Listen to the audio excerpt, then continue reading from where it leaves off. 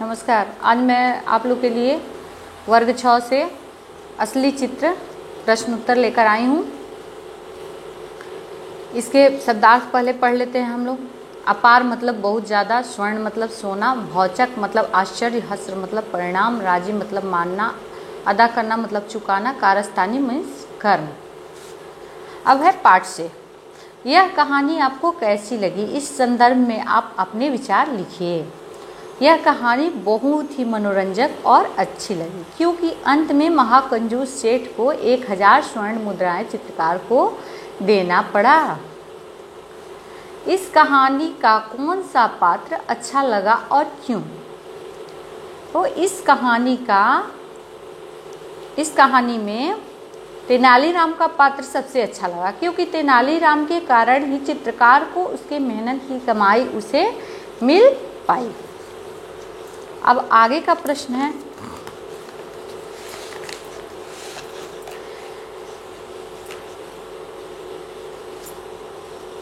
चित्रकार ने तेनालीराम से मिलने का फैसला क्यों लिया? तो चित्रकार जब जब चित्र बनाकर लाता था तब तब सेठ अपना चेहरा बदल लेता था क्योंकि वह चित्रकार को स्वर्ण मुद्राएं नहीं देना चाहता था, लेकिन चित्रकार अपना परिश्रम बेकार नहीं जाने देना चाहता था और कोई समाधान निकालने के लिए तेनालीराम से मिलने का फैसला किया। अब है आपका चौथा प्रश्न। एक कौड़ी खर्च करने में उसकी जान निकलती थी। इस वाक्य का आशय स्पष्ट कीजिए। तो सेठ बहुत ही कंजूस था। वो किसी भी कार्य के लिए पैसे नहीं देना चाहता था, इसलिए उसके लिए एक कौड़ी खर्च करने में उसकी जान निकलती थी। उसके बाद है पांचवा, रिक्त स्थानों को भरिए। जो काले कलम से लिखा हुआ है वो रिक्त स्थान है।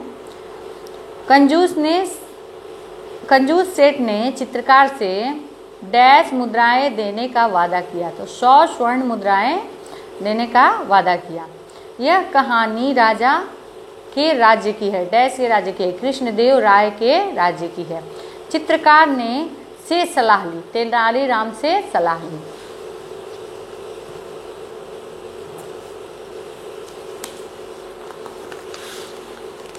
अब है, एक दिन चित्रकार लेकर सेठ के पास पहुंचा, आईना लेकर। तेनालीराम राजा कृष्णदेव राय के दरबार में थे। विदूषक मतलब होता है, जैसे हम लोग कहते हैं जोकर का हिंदी जो होता है वो विदूषक होता है। आपके अनुसार चित्रकार ने सेठ को चित्र की जगह आईना क्यों दिखाया? वह सेठ को के साथ जैसे को तैसा कहावत चरितार्थ कर रहा था। जैसा उसने किया सेठ ने उसी के जैसा वो बर्ताव सेठ के साथ कर रहा था। अब है पाठ से आगे। चित्रकार की जगह आप होते तो क्या करते? तो चित्रकार की जगह मैं या कोई और होता तो 2-3 बार चित्र बनाने के बाद निराश हो जाता। गप लड़ाने से नुकसान ज़्यादा होता है या फ़ायदा? 5 वाक्यों में लिखिए। गप लड़ाने से नुकसान ज़्यादा होता है, इसमें समय की बर्बादी होती है। ज़्यादातर गप जो होते हैं वो झूठ होते हैं। झूठ पकड़े जाने पर शर्मिंदगी उठानी पड़ती है। गप लगाने वाले से कोई व्यक्ति प्रभावित नहीं होता। तीसरा है, बार बार कंजूस सेठ द्वारा अपना चेहरा बदल लेने के बाद चित्रकार को सलाह किसने दी? दी गई सलाह का परिणाम क्या हुआ?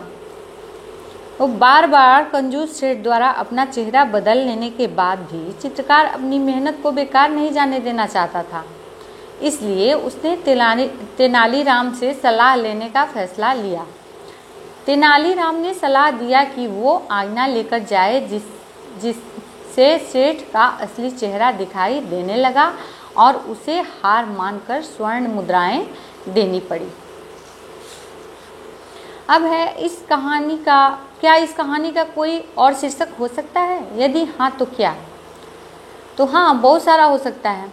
इस कहानी का बहुत सारा शीर्षक हो सकता है, जैसे सच्ची सलाह। आखिर तेनालीराम जो थे वो सच्ची सलाह दिए तभी तो उसके परिश्रम का फल मिला। या हो सकता है कंजूस भी हो सकता है, क्योंकि सेठ जो था वो महाकंजूस था। तेनालीराम भी हो सकता है क्योंकि तेनालीराम जो थे वो बुद्धिमान थे। उसके बाद है व्याकरण। बॉक्स में दिए गए शब्दों को संज्ञा के विभिन्न भेदों में छांटकर लिखिए। कृष्णदेव राय, तो विभिन्न भेद है, तो संज्ञा के 5 भेद होते हैं। तो विभिन्न भेद का उसमें नाम भी दिया हुआ है। हमको जातिवाचक, व्यक्तिवाचक, भाववाचक, द्रव्यवाचक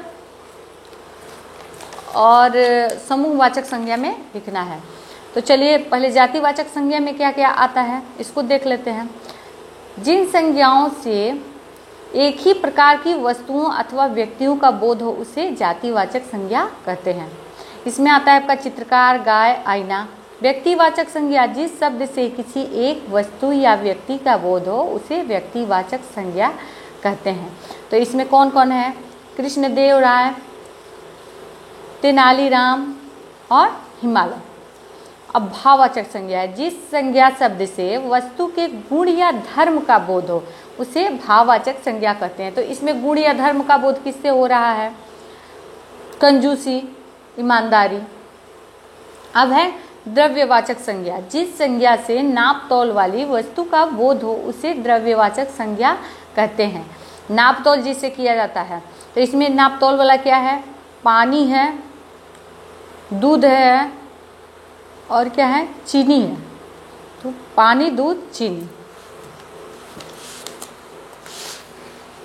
फिर हम लोग देखते हैं समूहवाचक संज्ञा, जिस संज्ञा से वस्तु अथवा व्यक्ति के समूह का बोध हो उसे समूहवाचक संज्ञा कहते हैं। जैसे लोग, वर्ग, मेला। आप लोग इधर से किताब में भी है, इसको देख करके लिख सकते हैं। मैंने इसका बताया हुआ है यहाँ पे, लेकिन आप लोग भी खुद से भी इसको देख सकते हैं। अब है दूसरा, इन मुहावरों को वाक्य में प्रयोग कीजिए। तो मुहावरा का कई बार मैं बता चुकी हूँ, फिर भी इसमें भी बता रही हूँ। ऐसा वाक्य जो सामान्य अर्थ का बोध न कराकर किसी प्रभावशाली या विलक्षण अर्थ का प्रतीक कराए मुहावरा कहलाता है। जैसे पानी पानी होना, बहुत शर्मिंदा होना। सच सुनते ही सेठ पानी पानी हो गया। काम चांदी होना, बिना रुकावट कार्य होना, पैसा के कारण उसका काम चांदी हो गया। हंसते हंसते लोटपोट होना, बहुत हंसना, विदूषक को देखते ही सब हंसते हंसते लोटपोट हो गए। हिम्मत हारना मतलब निराश होना, चित्रकार ने कई प्रयास के बाद भी हिम्मत नहीं हारी। अब है भौचक रह जाना मतलब हैरान होना, चित्रकार सेठ को देखकर भौचक रह गया। इसके बाद है तीसरा, इनके विपरीतार्थक शब्द लिखिए। देखिए, जो शब्द अपने सामने वाले शब्द के सर्वथा विपरीत अर्थ प्रकट करते हैं, सर्वथा उल्टा अर्थ प्रकट करते हैं, उसको विपरीतार्थक कहते हैं। जैसे दिन का हो गया रात, जवान का हो गया बूढ़ा। इसी तरह नया का पुराना, निराशा का आशा, समझ का नासमझ, देर का जल्दी, सही का गलत। निम्न शब्दों से वाक्य बनाइए। जैसे चित्रकार है, चित्रकार निराश हो गया। पत्रकार बनने के लिए पढ़ाई जरूरी है। कलाकार का सम्मान जरूरी है। सलाहकार, तेनालीराम एक सच्चे सलाहकार थे। या सलाहकार होना गौरव की बात है, ये भी लिख सकते हो। नाटककार, कई नाटककारों ने अच्छी किताबें लिखी हैं। तो ये अब आप लोग का हो गया ये पाठ का पूरा। और इसमें से अगर आपको लगता है कि कोई चीज़ छूट रहा है तो आप लोग पूछ सकते हैं कमेंट बॉक्स में जा करके। धन्यवाद।